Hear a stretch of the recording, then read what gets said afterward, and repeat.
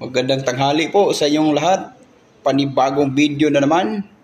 Pakita natin sa ating bulang kristal. Kung bago ka lang sa channel ko, huwag mong kalimutan mag-subscribe at i-hit yung notification bell para updated kayo sa video gina-upload ko. Shout out nga pala, paulitin natin. Shout out kay Real Drug Addict at saka kay John TV. Diyan, ito nang gusto mong makita dyan, yung sabi mo sa bais. Itong bais pala, nasa gitna to, ito dito sa taas, ito yung sa manhuyod sa baba tanhay. Tapos tapat lang to ng tingnan natin no. Tingnan natin. Shout out nga pala sa mga Anglers Club dyan sa Bais City. Ito pala oh. Kung ito yung bais, dito pala siya. Kung yan ang bais, makita natin, dito yan sa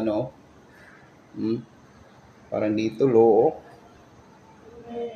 Look ba to? O sa gitna ng look. Dito lang tapat lang ng Pero, yan ang pag-usapan natin. Ang pag-usapan natin yung mga contour line dyan. Sabi niya, daming mga yung dagat nila, kulay yung buhangin, iba. Kasi nandun sila malapit sa amin sa Alegria nagpi-fishing. Ito nga pala, makikita natin ang malaking sapa dito. Dalawa itong sapa. Mayroong isa north. Ang tinatawag lang north ito. Yung isa north, ano ba to? North Bais Bay. Tingnan natin kung saan pwede tayo mag-jigging dito, no? Mag-fishing, no? Kasi parang nakita ko sa ating bulang kristal, parang iba talaga ang dagat dito. Yung kulay buhangin at saka malayo yung mga contour line. Pero sa akin nakita sa bulang kristal natin dito, maganda. Tapat ng Bais Bay. Maganda dito ang contour line. Nakita natin sa ating bulang kristal. Dito guys. Ito na. Nakita na natin yung mga contour line. Dito ka magpipishing bro dyan. TV. Dito, maganda. Dito dyan, maganda dito dyan. Tingnan mo dyan, itong contour line. Dito ka magpipishing sa mga nasa 200 meters. Dito dyan, kita mo. 200 meters dito ka kasi dito yung mga isda. Dito, malapit dito, ang daming isda dito. Bakit tayo dito magpipishing? Ano bang mayroon? Kasi po, yung mga contour line, doon po naninirahan yung maliliit na isda. At saka, yung mga malalaking isda, nakaabang lang yun sa ilalim. Doon sila kumakain, kumukuha dito sa mga contour line, dito lang sila sa gilid. At dito sila, dito kasi yung mga isda, nandito yan, dito.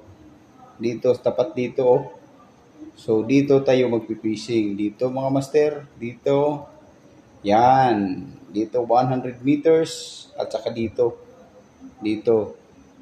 Kita mo dyan. Kung gusto makakuha ng mga malalaki, mga pomfret natin dyan, yung mga tinatawag nila na tabas. Dami yan kasi dito Kasi nasa harap ng sapa to. Dami dito. Dyan po yan ninirahan yung mga isda na yan. Dito nakikita ninyo dyan. Maraming salamat pala sa panunood. Yung mga baguhan pala sa channel natin, shout out naman, paki-subscribe naman sa channel natin at mag-comment kayo, mag-iwan kayo ng comment kung saan nyo gusto, puntahan natin para makita sa ating bulang kristal. Ang ginagamit po natin ay offline na bionic po. Ito po yun dyan Kita na natin yung magandang dyan, contour line. Kung mapapansin nyo, dito pala siya, harap ng dito sa North Bais Bay. Dito yan dyan. Dito. Yan, nakikita mo dyan, dito. Papansin mo to. Okay, kita mo na to. North Bais Bay sa tapat ng bunganga ng sapa dyan. Dito ka sa nasa 100 to 300 meters. Dito dyan, oh. Yan, maganda na dito dyan, 200 meters. Ito. Kasi po yung kulay ko, kinulayan ko na blue, nasa 100 meters yan. Dito, papunta dito, nasa 200 meters. At saka meron pa nito yung nakitang iba. Dito, medyo malalim ng konti.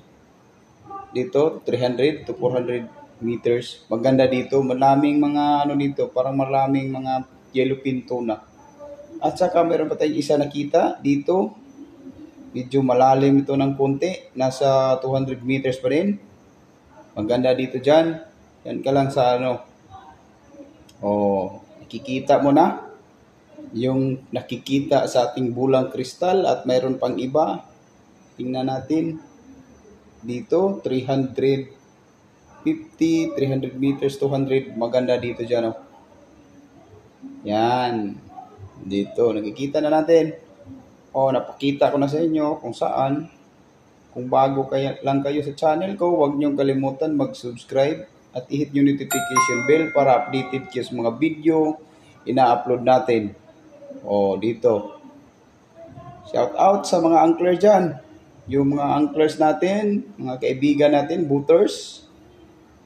Ito lang ang guide ko sa inyo, maibigay. Ito yung Bais City. Nakita natin dito maganda mag-fishing sa harap ng bunganga ng sapa. Dito, kung ito yung bunganga ng sapa, banti lang kayo ng kunti at saka dito na kayo. Kung tingnan natin, napakagandang contour line. Yan po, dyan, yung maibigay ko sa inyo. Maraming salamat sa panunood.